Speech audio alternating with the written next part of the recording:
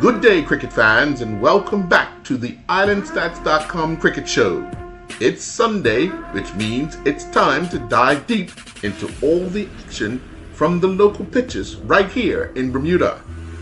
We'll be dissecting the weekend's clashes, celebrating standout performances, and looking ahead to what's next in the 2025 season.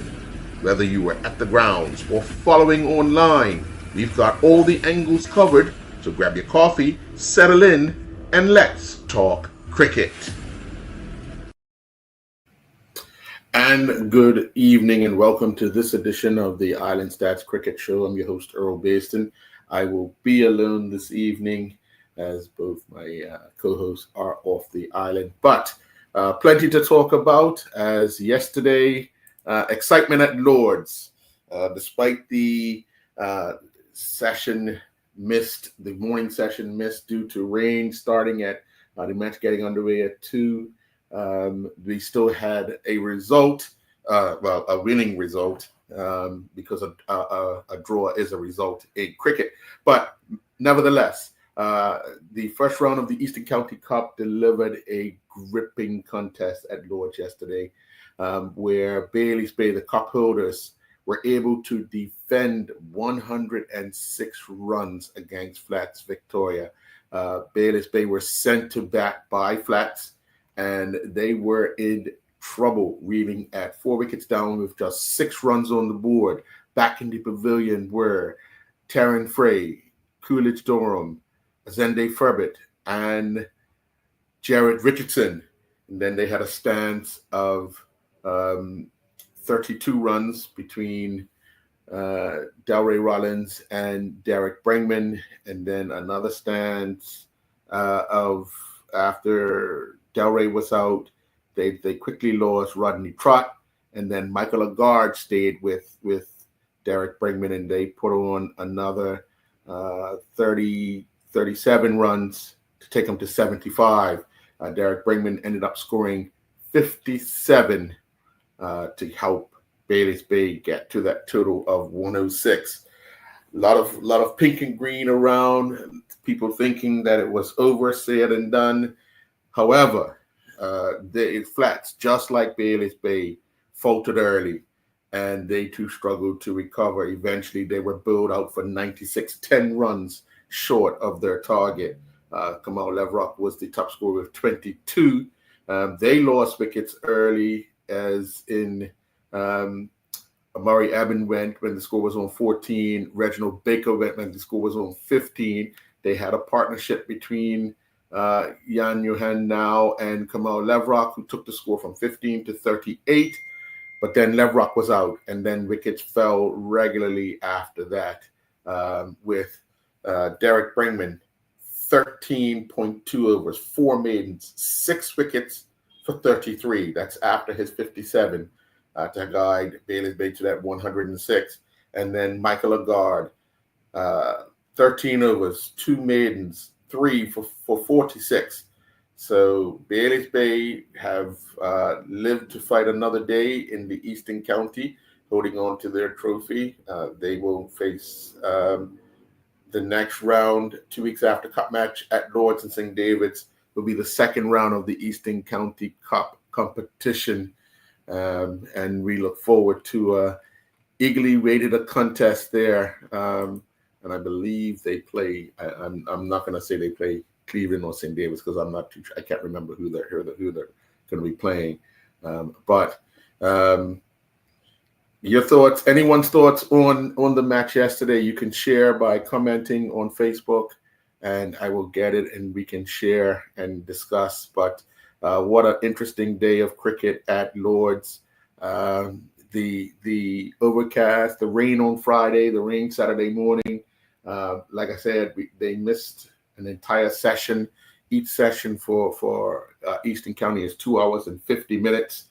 Then they took the lunch interval and kicked in at 2 o'clock for the first bowl, and you didn't have to wait much long for excitement, as Baylis Bay were reeling. And like I said, many would have thought walking off the field, Flats had the match in the bag, as they did on several occasions over the last few years. They've had positions where people thought that they can get the target set or set a target, but just on the day, things don't seem to work out for them, unfortunately.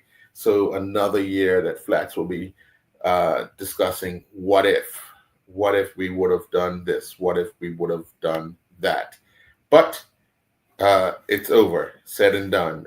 Bailey's Bay, cup holders yet again for the Eastern County Cup competition, and they will face the next round opponents 2 weeks after cup match. Then we turn our attention to today at Lords and St. David's, the rivalry of St. David's and St. George's saw St. David's winning by 5 wickets. St. George's were sent to bat by St. David's, and they scored 202 all out in 49.4 overs. They had 46 from Mackay Simmons, 40 from Clay Darrow, and 22 from Detroit Smith, 36 from Enzari Painter. For St. David's, you had Kevin Fubler, 10 overs, 1 maiden, 4 for 35. OJ Pitcher, 7.4 overs, 2 for 43. And then there were wickets from Isaiah O'Brien, Aaron Painter, and Derek Bringman. Derek bowled 10 overs, 4 maidens, 1 for 21. So his consistency, as always, has been there for the bowling. And then St. David's in the run chase. Marcus Scotland, 61 off of 63 balls, 5 fours, 2 sixes, helping to guide St. David's to that run chase of 204 for 5 and 32.1 overs. Also getting runs. Isaiah O'Brien, 44 not out off of 32 balls, 7 fours, 1 6. Ricardo Bringman, 32 not out. Those two shared a partnership of, they took the score from 38 for 5 and crossed the score. That's some 60 odd runs to help St. David, to guide St. David's to victory. In the bowling department, Enzari Painter took 2 for 46 from 6.1 overs. Zico Burgess claimed a wicket, as well as John Tay and Mackay Simmons. So St. David's clearly setting themselves up to be crowned the 50-over champions in this division, as they've now defeated all opponents thus far. And this 5-wicket victory over St. George's just added to their dominance in the league's play. Then we turn our attention to Warwick and Bailey's Bay. This match taking place at the Seabreeze Oval, where Warwick won the toss and decided to bat, and they would score 202 all out as well in 49.2 overs. Warwick were led in the batting department by Stephen Dill, who scored 45. They got 28 from Robert Richardson, 27 from Luke Horan amongst the runs. For the bowling department for Bailey's Bay, Dowray Rollins, 10 overs, 3 for 34. Rodney Trott, 10 overs, 3 for 37. There was 2 wickets for Michael Lagarde that cost 31 runs with 10 overs. And wickets for Shirai Tavares and Skylar Young, both claiming a wicket each. But just how their batting failed yesterday, Bailey's Bay batting would fail again today, as they went down by 70 runs. They were bowled out for 132.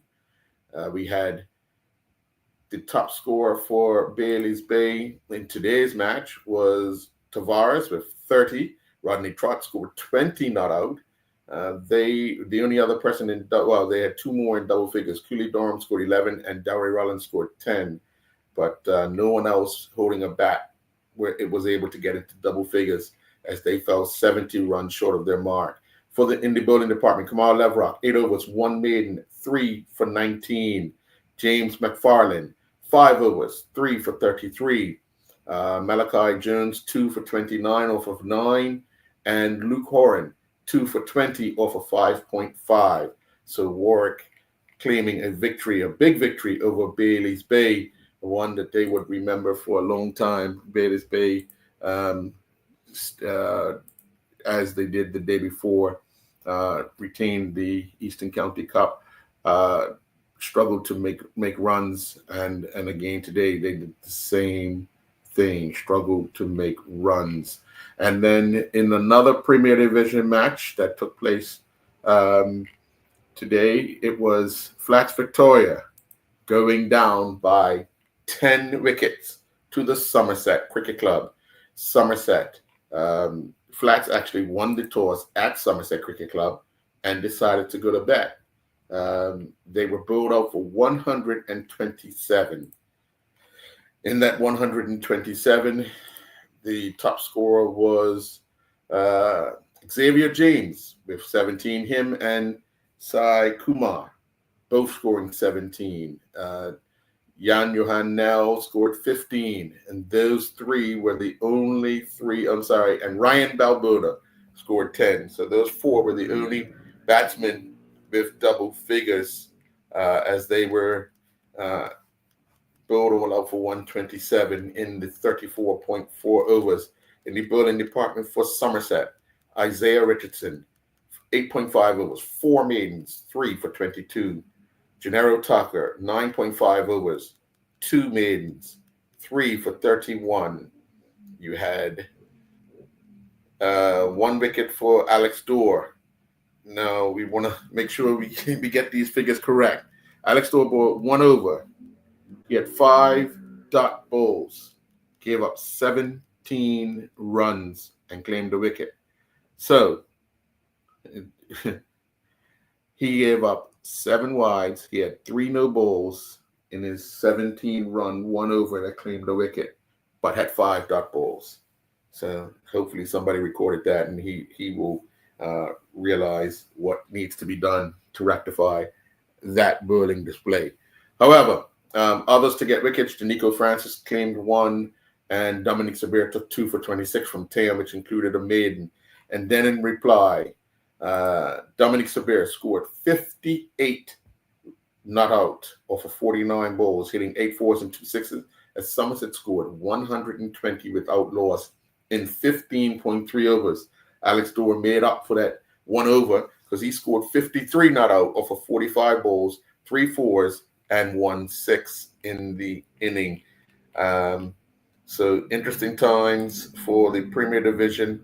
I do want to mention that over in Trinidad, the West Indies Rising Star Women's Under-18 Championships concluded yesterday with Catherine Bean Rosario's Leeward Islands Under-19 teammates going down by 7 wickets to Barbados in the final. The match rain affected, but still was able to complete. Leeward Islands had lost to Barbados 2 days prior, but they had the best second record in the tournament and met them in the final. Leeward Islands, who were dismissed the 2 days prior for 60 odd, made 93 this time around. Catherine Bean Rosario was among the runs. She contributed 10, but Barbados, clearly the best team in all round with batting and bowling, were able to score 72 for 3 before the rain halted the match, and they were well ahead by the run rate and managed to pull it off. They had scored those runs in 12.2 overs in that run chase. So there you have it, a roundup of our cricket for this week. It's going to be a short show. As I've indicated, my 2 co-hosts are off the island, which we would normally break down each match. So the second round of the Eastern County Cup, I've been notified that it's going to be Bayliss Bay versus Cleveland County at Lords and St. David. So interesting times as well. Cleveland have some work to do. We know that they've been struggling in all areas of league cricket, but when it comes to county, it always seems to be something different. And Bayliss Bay's got work to do as well, because of late they've been stuttering with runs on the board. So we look forward to that second round. We also look forward to that third round of Western County after Cup Match. But Cup Match, the next show, we will have, I believe, both Terry and Doc Manders back online, and we will have the Cup Match teams next week Sunday night. as the teams will be picked on Saturday night, and we'll be revealing who those players are, and we'll break down the performances and so forth.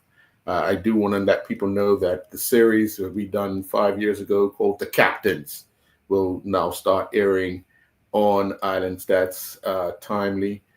We have several shows that we will be re-airing for your pleasure, where captains of former Cup Match teams talk about their matches against one another and reveal some of the things that you probably remember or probably didn't know. So that we will start airing The Captains beginning tomorrow on Island Stats. So unfortunately, thank you very much for joining this evening. We'll be back next week with a full show.